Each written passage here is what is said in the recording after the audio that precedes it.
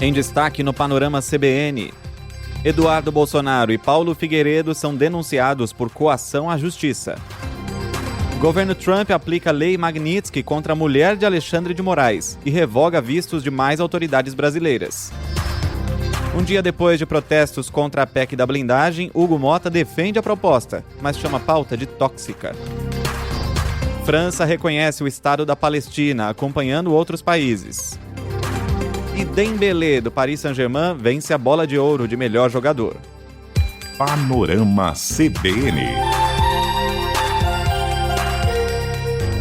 Olá para você que está aqui comigo, eu sou Leandro Gouveia e a partir de agora, em menos de 30 minutos, vou te contar o que de mais importante aconteceu no Brasil e no mundo e que foi destaque na programação da CBN ao longo dessa segunda-feira, dia 22 de setembro de 2025.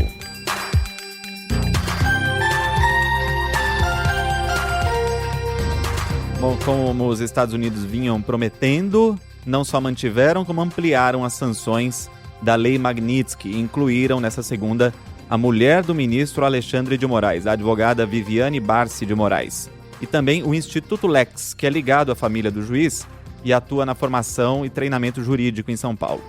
Fontes do governo americano afirmam que essa é apenas a primeira fase de um novo pacote que pode atingir outras autoridades brasileiras. As sanções prevêem bloqueios financeiros e restrições de entrada nos Estados Unidos. O secretário do Tesouro dos Estados Unidos, Scott Bessent, comparou os brasileiros ao casal de criminosos Bonnie e Clyde, que ficaram famosos por atravessarem os Estados Unidos, cometendo crimes no período da Grande Depressão nos anos 30. Segundo a agência Reuters, ao responder por que sancionar a mulher do ministro, ele disse que não há Clyde sem Bonnie. Scott Bessent também afirmou que Moraes é responsável por uma campanha opressiva de censura, detenções arbitrárias e processos politizados, e que a sanção dessa segunda deixa claro que o governo americano vai seguir mirando pessoas que derem suporte ao magistrado. O Departamento de Estado também divulgou uma nota destacando as sanções ao entorno do ministro e dizendo que quem protege atores estrangeiros malignos como Moraes ameaçam os interesses dos Estados Unidos e também serão responsabilizados. Daqui a pouco eu falo inclusive sobre a revogação de vistos de outras pessoas ligadas a Moraes. O ministro já se manifestou, dizendo que a sanção é ilegal e lamentável. Alexandre de Moraes destacou que a medida não só contrasta com a história dos Estados Unidos de respeito à lei e aos direitos humanos, como também violenta o direito internacional, a soberania do Brasil e a independência do judiciário.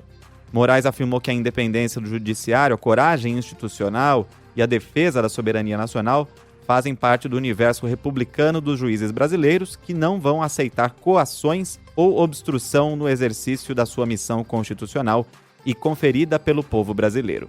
Que as instituições são fortes e sólidas, que o caminho é o respeito à Constituição e que não há possibilidade de impunidade, omissão ou covarde apaziguamento, e que ele, como ministro do STF, vai continuar cumprindo a missão de julgar com independência e também imparcialidade.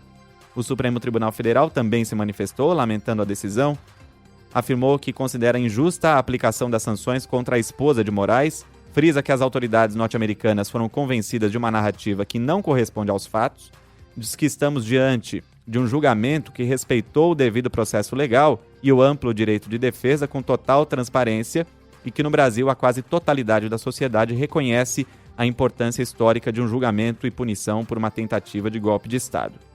O Ministério das Relações Exteriores do Brasil afirmou que o governo recebe o anúncio com profunda indignação e diz que essa é uma nova tentativa de ingerência indevida em assuntos internos brasileiros e que o governo Trump justifica a sanção com inverdades. Bom, o governo dos Estados Unidos também revogou o visto de outras pessoas, a começar pelo advogado-geral da União, Jorge Messias.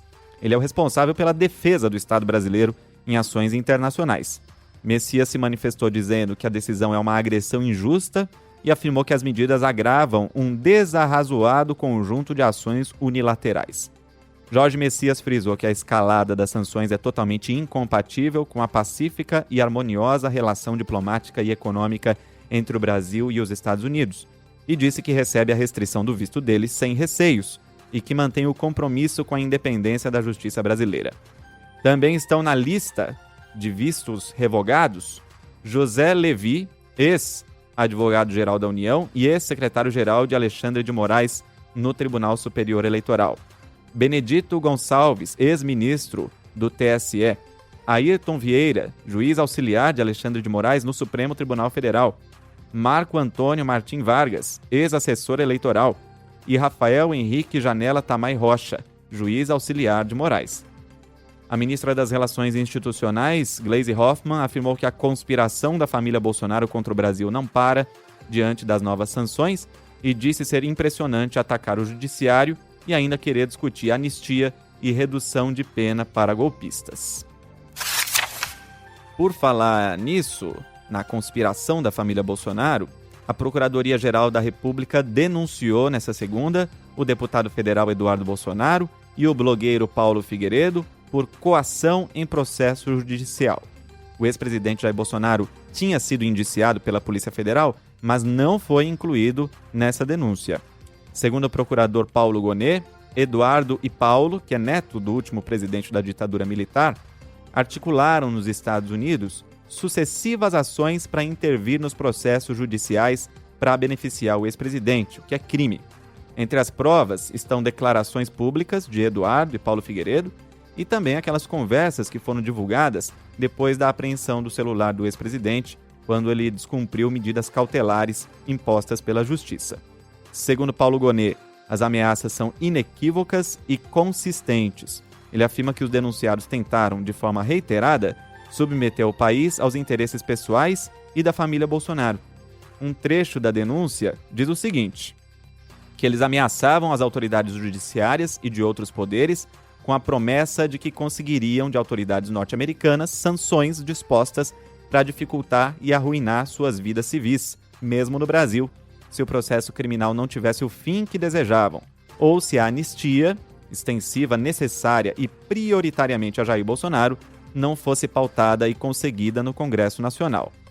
Além da condenação pelo crime de coação, o Procurador-Geral da República quer a reparação dos danos decorrentes das ações criminosas. Eduardo Bolsonaro reagiu, falando que acordos obscuros ou intimidações, como a denúncia fajuta dos lacaios do Alexandre na PGR, não funcionarão contra ele, chamando então o procurador Paulo Gonet de lacaio de Alexandre de Moraes. Eduardo Bolsonaro também agradeceu o governo Trump pela sanção contra a mulher de Alexandre de Moraes, dizendo que os Estados Unidos não negociam com terroristas, e ameaçou membros do governo brasileiro e do Poder Judiciário de mais sanções, dizendo que ninguém será poupado, afirmando que o único caminho sustentável para o Brasil é uma anistia ampla, geral e irrestrita. Todos esses anúncios aí de sanções, também de revogação de vistos, além da denúncia aí da Procuradoria-Geral da República, acontecem enquanto o presidente Lula está em Nova York para participar da Assembleia Geral da ONU. Ele discursa nessa terça-feira. Já falou também em relação à Palestina, eu vou trazer essa palavra daqui a pouco aqui no Panorama. E também no dia seguinte dos protestos que encheram ruas de 18 capitais, de cidades também no exterior, contra a anistia aos condenados por golpe de Estado e também contra a PEC da blindagem. Por falar nela, o presidente da Câmara, Hugo Mota, mesmo com toda a repercussão negativa, defendeu a proposta. Foi num evento voltado ao mercado financeiro em São Paulo. Hoje nós temos deputados sendo processados por crimes de opinião, nós temos deputados sendo processados por discursos na tribuna, nós temos deputados sendo processados por uso das redes sociais. Essa é a realidade do país hoje. É por isso que a Câmara dos Deputados, na sua maioria, com mais de 350 votos, decidiu não inventar nenhum texto, mas fazer apenas a retomada do texto do Constituinte originário, daqueles que fizeram a Constituição de 1988. E ver toda essa discussão ser distorcida, PEC da blindagem, PEC disso, PEC daquilo, não é correto. Enquanto presidente da Câmara, eu respeito, por exemplo, a posição que o Senado vai ter com relação à PEC. É um dever do Senado. É claro que a Câmara não vai aliviar para um parlamentar que cometa um crime comum, seja ele qual for. O que nós estamos dizendo é que a liberdade para o livre exercício do mandato outorgado pelo povo, pelo voto popular, ele precisa estar protegido. Foi isso que nós votamos. Mas não é isso que estava na proposta e, além de tudo, eles aprovaram o voto secreto, né? Para ninguém saber como cada deputado votaria. Só que ele sentiu a pressão também, porque chamou pautas como a anistia e a PEC da blindagem de tóxicas. E falou em retomar a discussão de outros projetos, como a isenção do imposto de renda para quem ganha até R$5.000, que, segundo ele, vai ser debatido na semana que vem. Semana mais difícil e mais desafiadora, mas este presidente aqui que vos fala, nós decidimos que nós vamos tirar essas pautas tóxicas porque ninguém aguenta mais essa discussão. O Brasil tem que olhar para frente. Nós temos que começar a discutir aquilo que realmente importa, que é uma reforma administrativa, que é essa questão do imposto de renda, que é podermos discutir a segurança pública, que é termos uma pauta de entregas à sociedade. Há tempo, então, a PEC da blindagem foi aprovada em 2 turnos na Câmara, mas ainda precisa passar pelo Senado, onde vai encontrar muita dificuldade. Já a anistia está em discussão, e não do jeito que quer o Eduardo Bolsonaro, como você ouviu aí mais cedo, mas provavelmente vai virar um projeto para redução de penas dos condenados por tentativa de golpe. E nesse embate entre legislativo e judiciário, o STF formou maioria nessa segunda para estabelecer que só a Corte tem competência para autorizar buscas e apreensões nas dependências do Congresso Nacional e em imóveis funcionais de parlamentares. Essa votação acontece no plenário virtual. O julgamento é sobre uma ação apresentada pela mesa do Senado em 2016, mas o ministro Cristiano Zanin liberou esse caso para análise no dia 10 de setembro agora, uma semana depois de uma operação contra o deputado federal Ricardo Aires, que foi autorizada não pelo STF, mas pelo Superior Tribunal de Justiça. O deputado é aliado do presidente da Câmara, Hugo Mota, que não gostou dessa operação contra ele. Então aí o Supremo resolveu determinar. Não, é o Supremo que tem competência para autorizar essas buscas e apreensões. O voto de Cristiano Zanin foi acompanhado por Alexandre de Moraes, Gilmar Mendes, Flávio Dino, Dias Toffoli e Carmen Lúcia. Até o momento em que eu gravo esse podcast, nenhum ministro votou contra. Vamos falar de economia. O governo federal elevou a projeção para o déficit primário desse ano de 26,3 bilhões para 30,2 bilhões de reais. Déficit primário é a diferença entre as despesas e as receitas, sem contar os pagamentos de juros da dívida e a correção monetária.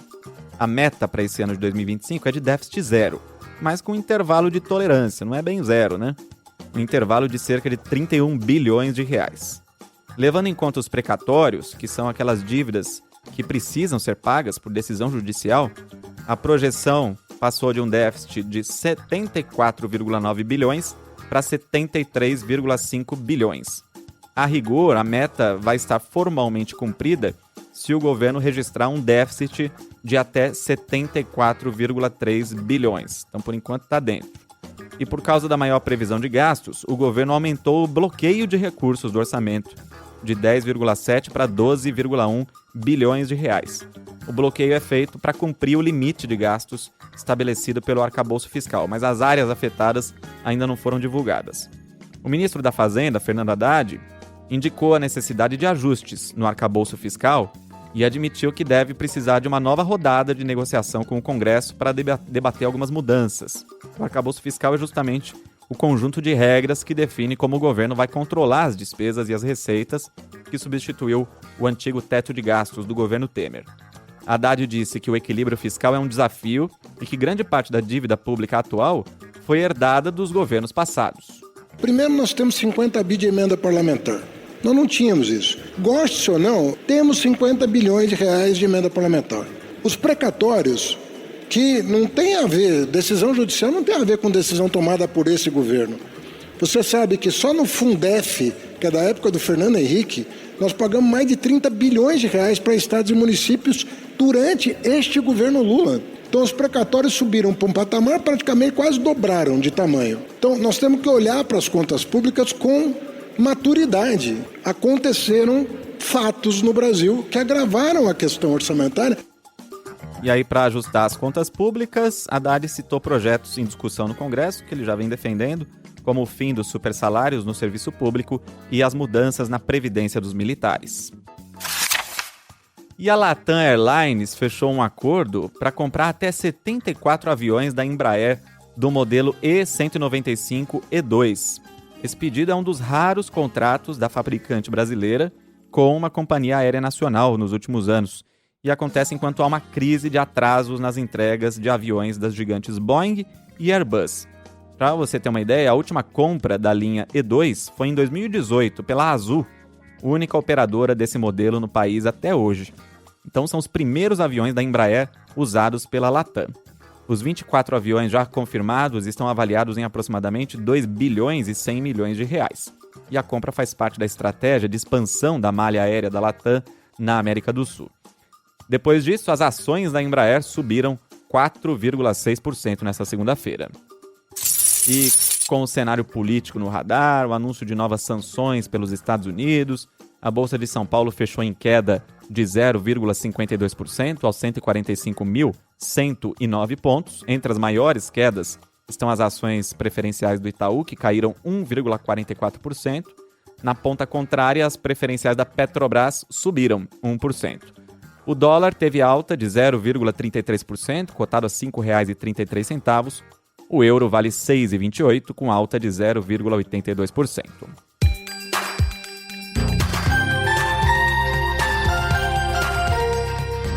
Nessa segunda-feira, depois de muito tempo, a cidade de São Paulo viu uma chuva forte e bota forte nisso. Teve até alerta de temporal pela Defesa Civil no celular dos moradores. O repórter Clauson Dutra esteve no centro da capital, onde um taxista se salvou depois de ter o carro atingido por uma árvore. E o repórter conversou com um manobrista que ajudou no resgate. Eu vi os pessoal falando que tinha gente dentro do táxi, né? Aí eu corri lá, já tinha 2 rapazes já puxando a porta do passageiro e ele estava deitado esperando o passageiro chegar. A gente foi, puxamos ele falou que estava com muita dor, mas não tinha machucado, não tinha nada nele. Puxamos ele por trás do banco do passageiro. Colocou a mão na porta e eu tirei a mão dele para ele não machucar por causa do estilhaço. Saiu de boa, tranquilo. Por sorte, né? Aliás, nessa segunda ninguém ficou ferido, mas no estado de São Paulo, desde domingo, 8 pessoas ficaram feridas. Na região do Pacaembu, mansões ficaram destelhadas. No Brás, parte do teto de uma estação de trem desabou. E uma árvore ficou atravessada na Avenida 9 de Julho, que é uma das principais da cidade. Também no Rio de Janeiro, aviões arremeteram no aeroporto Santos Dumont por causa do forte vento. No Paraná, também desde domingo, os ventos chegaram a 121 km por hora. Temporal atingiu a estrutura do autódromo de Cascavel, derrubou o teto de um ginásio em Ponta Grossa e uma mulher morreu atingida por um galho numa rodovia. Indo para o noticiário internacional, o presidente da França, Emmanuel Macron, anunciou, ao lado da Arábia Saudita e de aliados europeus, o reconhecimento oficial do Estado da Palestina. Le temps est venu.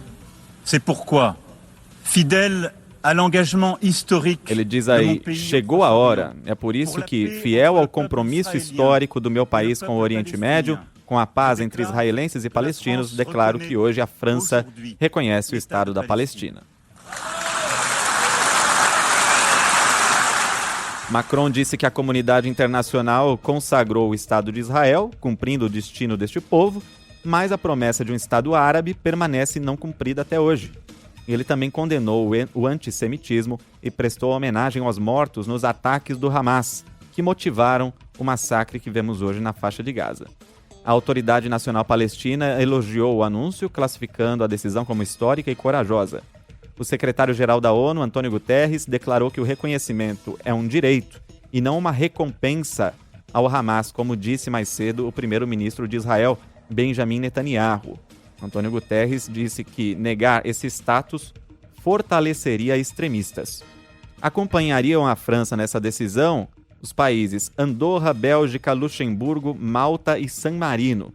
No domingo, Reino Unido, Canadá, Portugal e Austrália já tinham reconhecido oficialmente a Palestina. Além da desaprovação do primeiro-ministro Netanyahu, o reconhecimento do Estado da Palestina também irritou ministros de extrema-direita de Israel, que exigiram que o país anexasse completamente a Cisjordânia ocupada.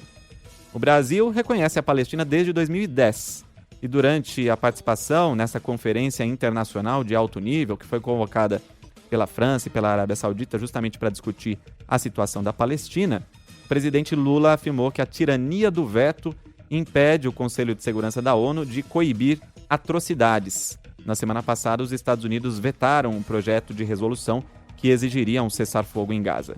E Lula voltou a dizer que o povo que vive na faixa de Gaza sofre um genocídio. O que está acontecendo em Gaza não é só o extermínio do povo palestino, mas uma tentativa de aniquilamento de seu sonho de nação. Tanto Israel quanto a Palestina têm o direito de existir. Trabalhar para efetivar o Estado palestino é corrigir uma assimetria que compromete o diálogo e obstrui a paz. Indo agora para os Estados Unidos, a Disney anunciou que o programa de TV apresentado por Jimmy Kimmel vai voltar ao ar nesta terça-feira. O talk show tinha sido suspenso por pressão do presidente Donald Trump, depois que o comediante criticou o uso político do assassinato do ativista de direita Charlie Kirk pelos apoiadores de Trump. O presidente apoiou a suspensão logo de cara e até ameaçou revogar a licença de emissoras que façam críticas ao governo dele. Só que a suspensão repercutiu muito mal na sociedade. Mais de 400 artistas de Hollywood condenaram a suspensão numa carta em que defendem a liberdade de expressão. Esse texto é assinado por nomes como Meryl Streep, Tom Hanks, Jennifer Aniston, Jane Fonda e Jamie Lee Curtis.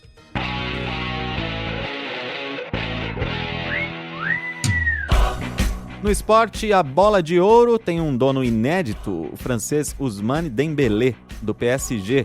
Foi eleito o melhor jogador do mundo na tradicional premiação organizada pela revista France Football, junto com o jornal L'Équipe e a UEFA. Dembélé já era visto como favorito, porque foi o maior destaque do elenco que levou o PSG à inédita conquista da Champions League. O atacante de 28 anos marcou na temporada 35 gols e deu 14 assistências nas 5 competições disputadas pelo PSG. Dembélé se torna o 6º jogador da França a conquistar o troféu. Yamal, do Barcelona, ficou em 2º e Vitinha, do PSG, em 3º. Entre os brasileiros, o atacante Rafinha, do Barcelona, ficou na 5ª colocação, enquanto Vini Júnior, do Real Madrid, foi o 16º.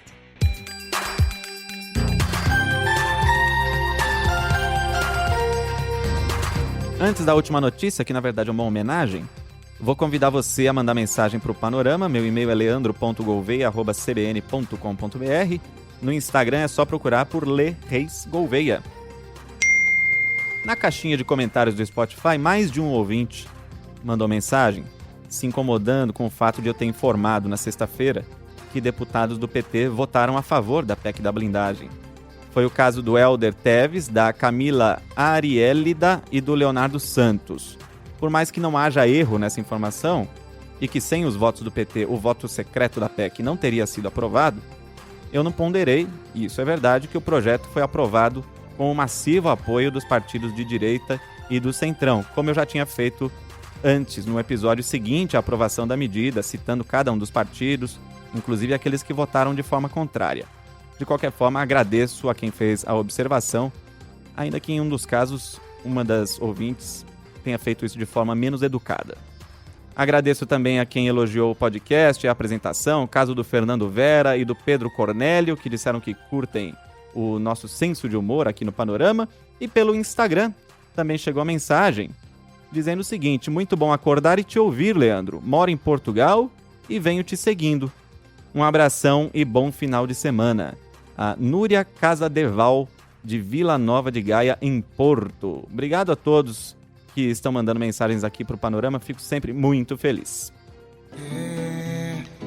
A gente quer valer o nosso amor.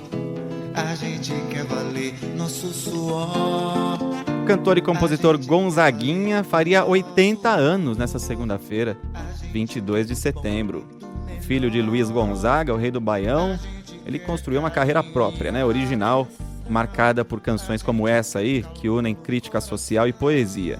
E que acho que tem tudo a ver com esse momento em que a gente está falando de PEC da blindagem, né? A gente quer ter muita saúde. A gente quer viver a liberdade. A gente quer viver felicidade. Gonzaguinha morreu em 29 de abril de 1991 e a gente deixa essa homenagem para ele. Cara de panaca, a gente não tem jeito de babar.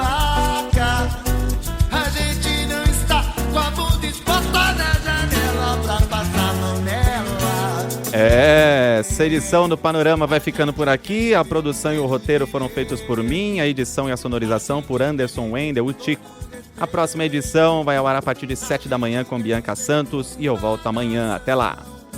A gente quer ser um cidadão, a gente quer viver uma nação.